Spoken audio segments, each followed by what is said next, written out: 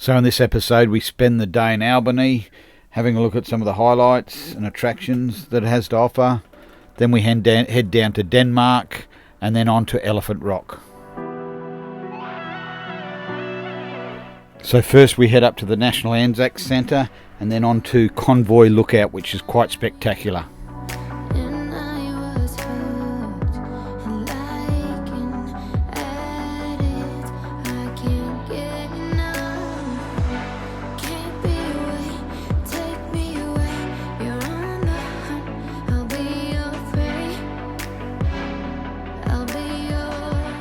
On the way up to the National Anzac Centre, they have all these lookouts along the way. This is one where we're looking across now to where the old whaling centre is, which we visit later on in the day.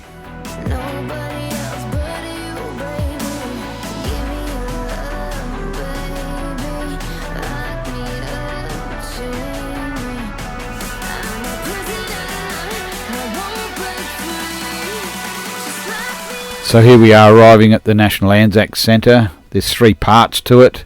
The first part is a drive to the left of the car park we drove into just a minute ago, where you can go up through this walk with these trees with the names of the ships along it, out to another lookout. Then you've got the National Anzac Centre here that you just saw, and then the old buildings and structures that align the property, and then straight up the top of the hill there to Convoy Lookout, where all these ships left to go to war.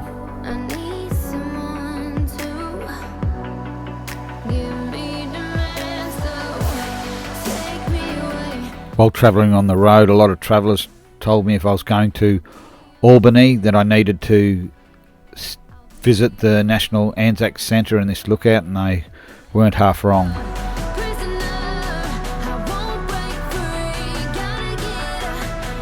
Convoy Walk has all these pillars with the names of the ships that left from the harbour to head off to war.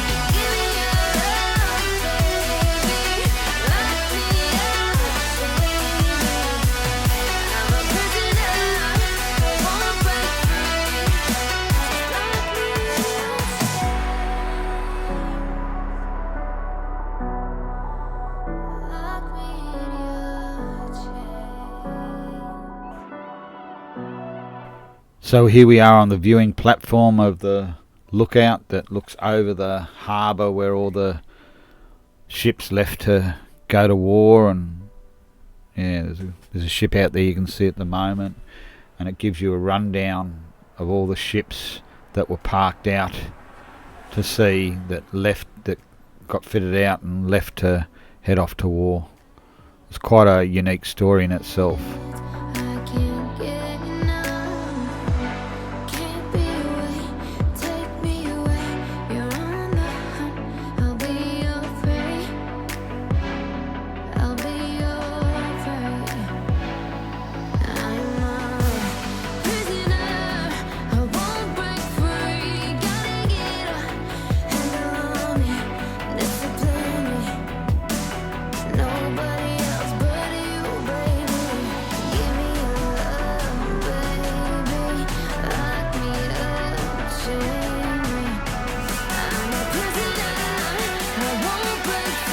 So then we head around back towards the Anzac Centre to all these little installations and displays they have along the Convoy Walk.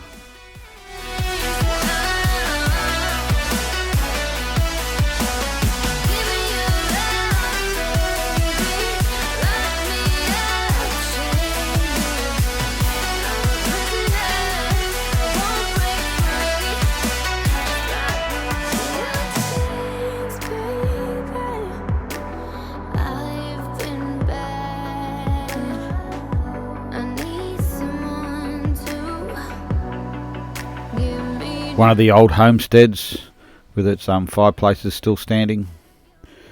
Radar installation.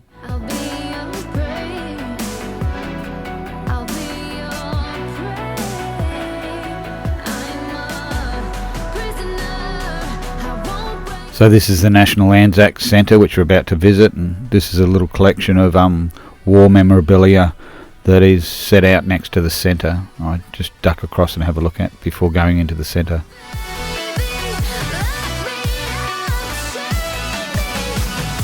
To come up to the lookout and the convoy walk and look around the place is free, but the Anzac Centre, it cost me, from memory, $15 I think it was, to walk around, and it was well spent. It was quite interesting and quite sombre to go through the centre.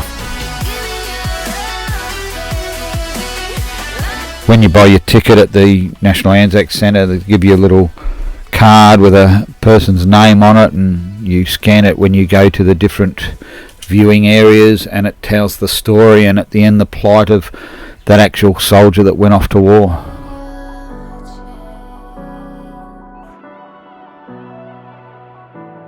The National Anzac Centre is quite unique in its own way, where it's more about the soldiers than the hierarchy, so you get to see it from a grunt's point of view of what he was heading off to and what happened.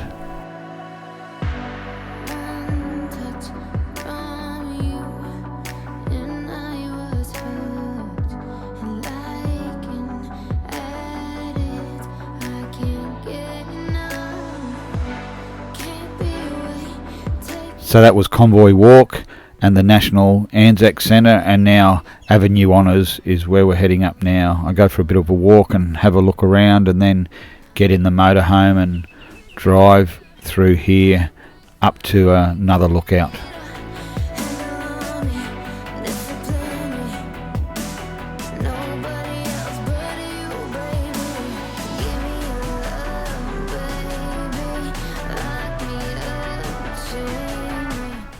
To me, this is quite a special place, having had a dad that had been off to Vietnam War.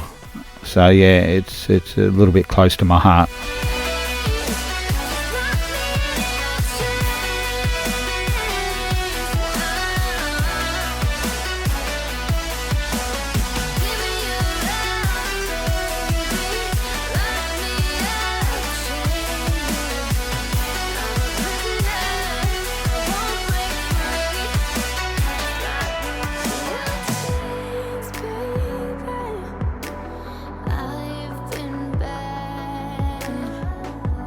So here we are at Avenues Honours Lookout. I was starting to get a little bit nervous with the heights here, so I didn't stop and walk out to the lookout, but you get the idea of what it's like to look over Albany.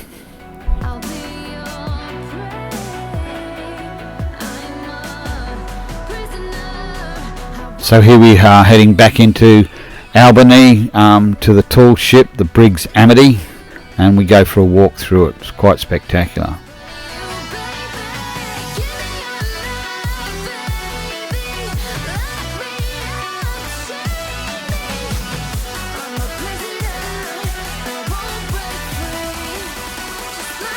So the Brig Amity is been restored really well and placed in a really good spot to get the idea of what it was like to be on one of these tall ships. At first you think, geez, it's quite small.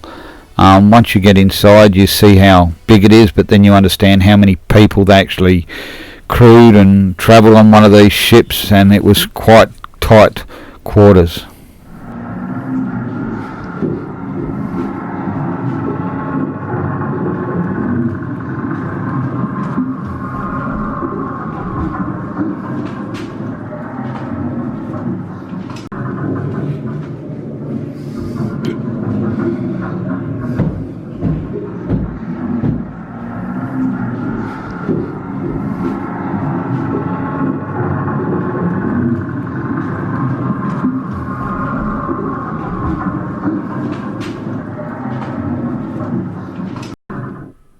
So as you can see, it's quite a unique experience to be able to walk, touch and feel the inside of a tall ship.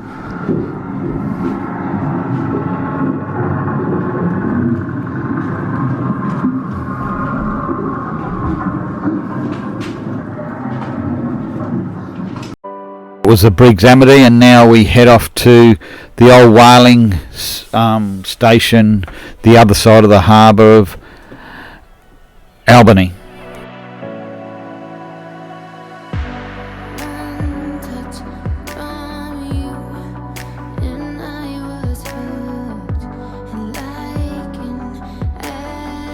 So one of the old whaling ships.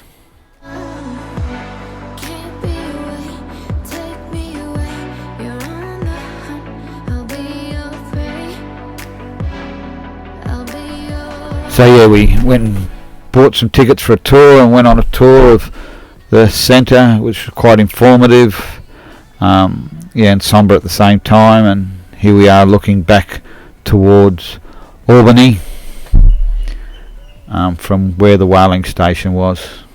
One of the old whale spines, full of information, and even a 3D display to show you, which was quite good considering on what goes on. And you get to walk across the old whaling ship, harpoon, and all the instruments they had on the deck for whaling, and the whale oil storage tanks.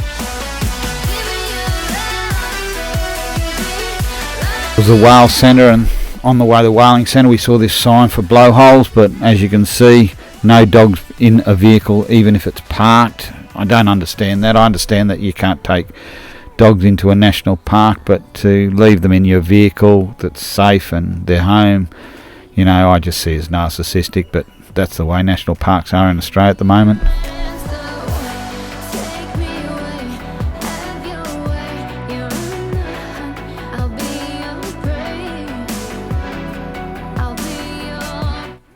We visit one of the wind farms in Albany.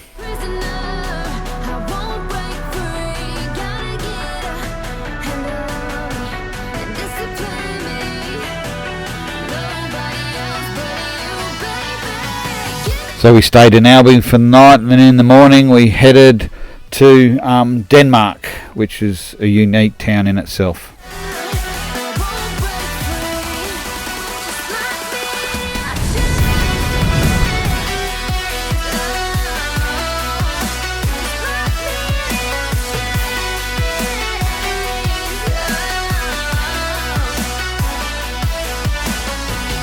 So here we are at Denmark. A lot of the travellers said that Denmark was like the Byron Bay of Western Australia. I didn't see it, but anyway, each to their own with each of the towns.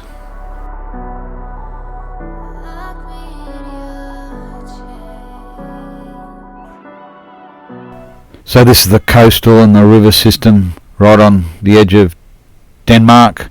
Quite beautiful itself. So now we head off to Green Pool and Elephant Rock, which is absolutely a beautiful place.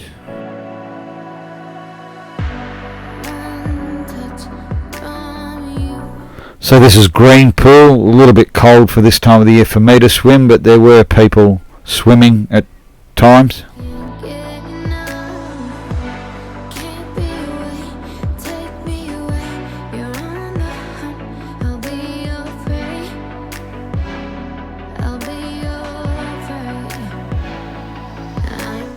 And now we head over for a 3-minute walk across to Elephant Rocks, which is just here.